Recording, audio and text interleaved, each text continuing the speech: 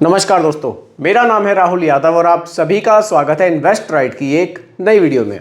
दोस्तों, आज की वीडियो का जो टॉपिक है, वैसे तो आप थंबनेल देखकर समझ ही गए होंगे। टॉपिक है हमारा कि हमें एसआईपी में कितना पैसा निवेश करना चाहिए। देखिए, इसको लेकर लोग मुझे कमेंट करते हैं कि सर मुझे कितना निवेश करना चाहिए, मेरी सैलरी इतनी है, मुझे कितना निवेश करना चाहिए। देखिए, ये सब कुछ वैसे तो आपकी फाइनेंशियल कंडीशन पर ही डिपेंड करेगा कि आप कितना रिस्क ले सकते हैं, कितना पैसा आप अपनी सैलरी से बचा पाते हैं निवेश के लिए। क्योंकि देखिए, सारा पैसा हम अगर फ्यूचर को सिक्योर करने में ही लगा देंगे तो कहीं ना कहीं हम अपना वर्तमान खराब कर लेंगे।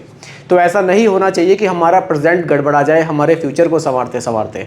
क्योंकि देखिए, फ्यूचर में ठीक है हमें पैसे की ज़रूरत पड़ेगी, लेकिन कहीं ना कहीं हमें प्रेजेंट में भी पैसे की ज़रूरत है। हमें आज के भी हमारे खर्चे हैं वो भी हमें मैनेज करने होते हैं। इसलिए कभी भी बहुत ज़्यादा इन्वेस्टमेंट हमें फ्यूचर को सिक्योर करने के लिए नहीं करना चाहिए।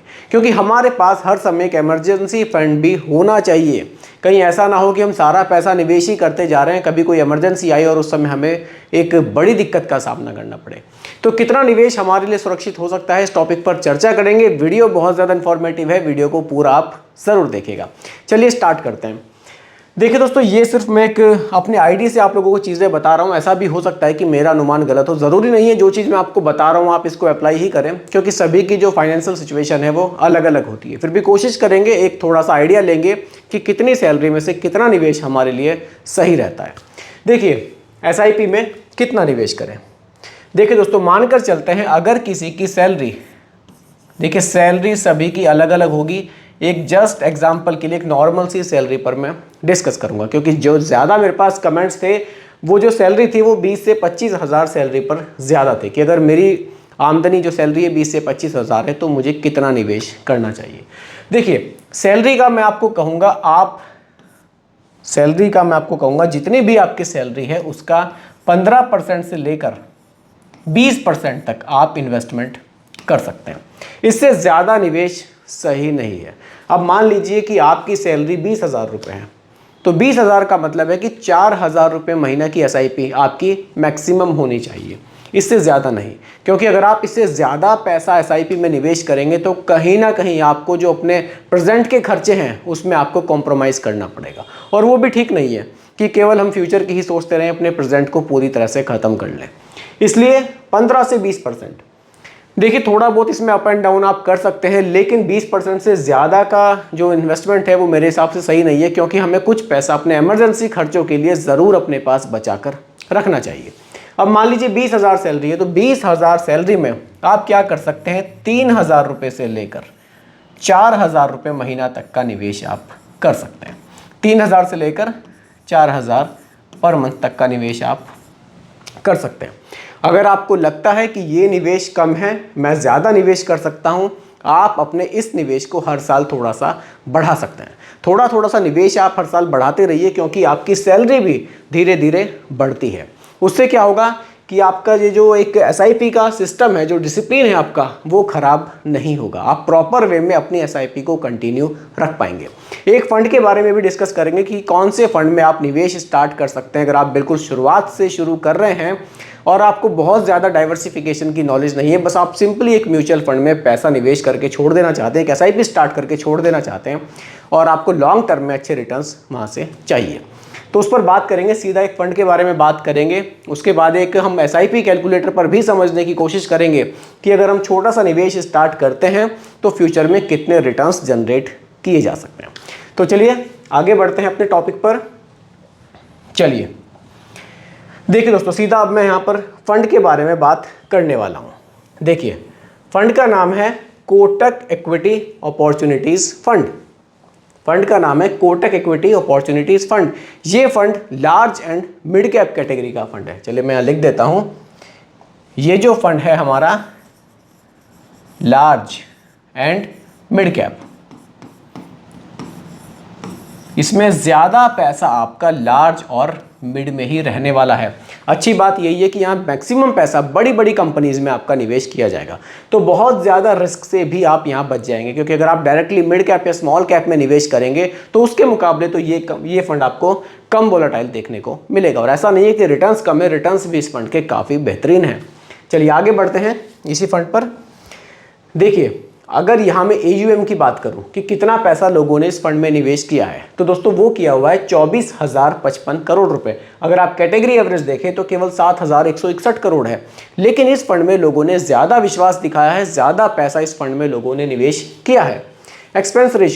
एक्सपेंस रेशियो वो खर्चे हैं जो हमारे फंड को मैनेज करने के लिए हमसे चार्ज किए जाते हैं, और ये यहाँ 0.52% के हमें देखने को मिलते हैं, जो कि बहुत सही है। अगर आप कैटेगरी वाइज देखें तो 0.52% का एक्सपेंस रेशियो वाकई यहाँ बहुत सही हमें देखने को मिलता है।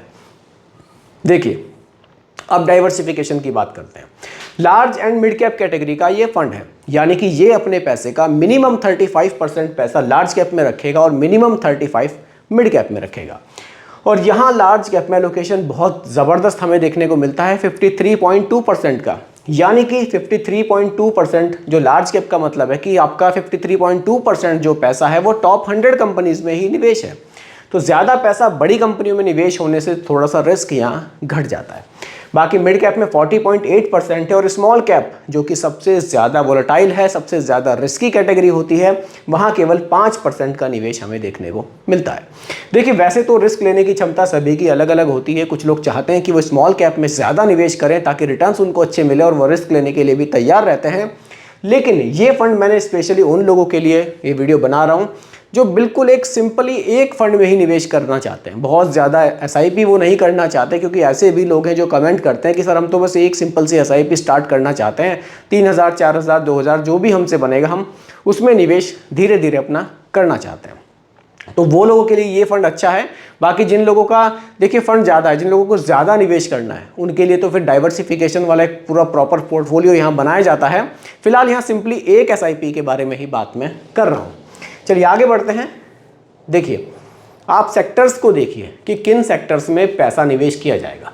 इंडस्ट्रियल का सेक्टर है, फाइनेंस सेक्टर है, बेसिक मटेरियल है। अच्छी बात है कि एनर्जी के सेक्टर में भी 7% का निवेश है, और एनर्जी का सेक्टर अभी काफ़ी ग्रोइंग है आने वाले टाइम में, तो ये फंड हमें बेहतर रिटर्न्स बनाकर दे सकता है। बाकी टेक में भी है, हेल्थ में भी है, यूटिलिटीज़ में भी है, तो काफ़ी सारे सेक्टर्स हैं जिन पर फोकस यहाँ किया जा रहा है।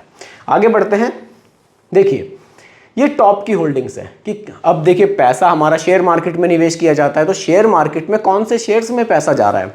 ये टॉप 5 हमारी होल्डिंग्स हैं जिनमें ज़्यादा पैसा निवेश किया जा रहा है। कौन से हैं? HDFC बैंक है, स्टेट बैंक ऑफ इंडिया है, भारत इलेक्ट्रॉनिक्स लिमिटेड है, एक्सिस बैंक है और ICICI बैंक है। ये सारे नाम आपको सुने सुनाए ही देखने को मिलेंगे, क्योंकि बड़ी कंपनियों में ज़्यादा पैसा निवेश किया जा रहा है। मैंने आपको बताया था स्टार्टिंग में ही 53% के आसपास का निवेश हमारा बड़ी कंपनियों में ही है, इसलिए जो होल्डिंग्स है आपको वो काफ़ी बेहतरीन देखने को यहाँ मिल रही है। आगे बढ़ते हैं। अब बात करते हैं दोस्तों रिटर्न्स की। देखिए, लास्ट 1 ईयर में 45.9% के रिटर्न्स हैं, तो रिटर्न्स काफ़ी ज़बरदस्त हैं। 3 ईयर में 24.6 हैं, 5 ईयर्स में 25.8% हैं, और सिंस इंसेप्शन जो रिटर्न है वो 19.2% के हैं। अब ये सिंस इंसेप्शन का मतलब है 2013 से दोस्तों, और अभी तक एक ओवरऑल जो रिटर्न फंड ने जनरेट किया है वो लगभग 19% का रिटर्न हमें बनाकर दिया है। तो रिटर्न्स आपके सामने हैं। फंड के जो रिटर्न्स हैं वो काफ़ी बढ़िया हैं। अगर आप इस फंड में एक सिंपल सी SIP शुरुआत करते हैं SIP की, और धीरे धीरे उसको आप बढ़ाते हैं, तो कितना पैसा जनरेट किया जा सकता है उसको समझते हैं। उसके लिए सीधा दोस्तों हम लोग चलते हैं SIP कैलकुलेटर पर। चलिए देखिए, यहाँ जो ये SIP कैलकुलेटर है, स्टेप अप SIP कैलकुलेटर है। ये आपके पैसे को धीरे धीरे बढ़ाता है। मान लीजिए आपने कोई छोटा सा निवेश स्टार्ट किया, मान लीजिए आपने 3,000 की SIP शुरू करी, आप उसको हर साल थोड़ा थोड़ा सा बढ़ा भी सकते हैं। ये भी एक ऑप्शन आपको मिलता है, क्योंकि आप हर साल नई SIP शुरू करेंगे, उससे अच्छा है कि आप थोड़ा थोड़ा सा अमाउंट इसी SIP में बढ़ा लें, क्योंकि हो सकता है कि हर साल आप नई SIP शुरू ना कर पाएँ, लेकिन ये छोटा छोटा सा जो आपका निवेश बढ़ेगा ना, ये आपको बड़ा बेनिफिट फ्यूचर में बना कर देता है। समझते हैं कैसे।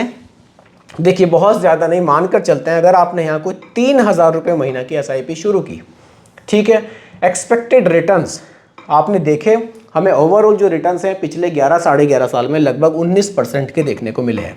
हम 19% पर ही कैलकुलेशन फिलहाल करते हैं। अब देखिए, जो ग्रोथ है वो आप यहाँ कितनी करना चाहेंगे। 3,000 का निवेश है, आप इसको हर साल बहुत ज़्यादा नहीं 10% से भी अगर बढ़ाते हैं, और आप इस SIP को 20 साल कंटिन्यू करते हैं, कैलकुलेशन देख लेते हैं। देखिए, आपका जो टोटल निवेश है वो हो जाएगा 20,61,000 रुपये।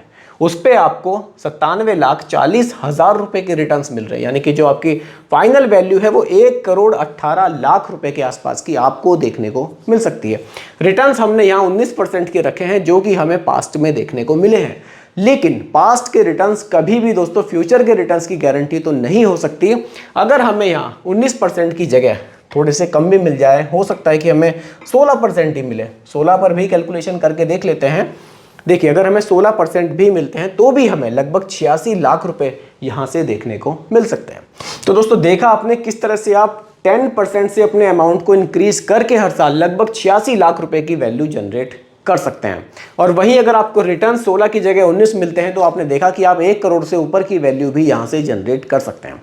इसीलिए देखिए, म्यूचुअल फंड में थोड़ा सा निवेश करना कहीं ना कहीं हमारे लिए ज़रूरी होता जा रहा है, क्योंकि फ्यूचर में हम यहां से अच्छे रिटर्न्स बना सकते हैं। तो दोस्तों उम्मीद करता हूं कि टॉपिक आपको पूरी तरह से क्लियर हुआ होगा। फिर भी कोई कंफ्यूजन हो आप मुझे दोबारा कमेंट कीजिएगा, रिप्लाई मैं आपको जरूर करूंगा। बाकी दोस्तों रिकमेंडेशन नहीं है, केवल एजुकेशनल पर्पस वीडियो आप लोगों के लिए बनाया गया है, क्योंकि म्यूचुअल फंड का जो भी निवेश है वो बाजार जोखिमों के अधीन होता है। बाकी दोस्तों वीडियो पसंद आई हो लाइक शेयर आप जरूर कीजिएगा, और मेरे चैनल पर अगर आप नए हैं इसको भी सब्सक्राइब आप जरूर कीजिएगा। नमस्कार।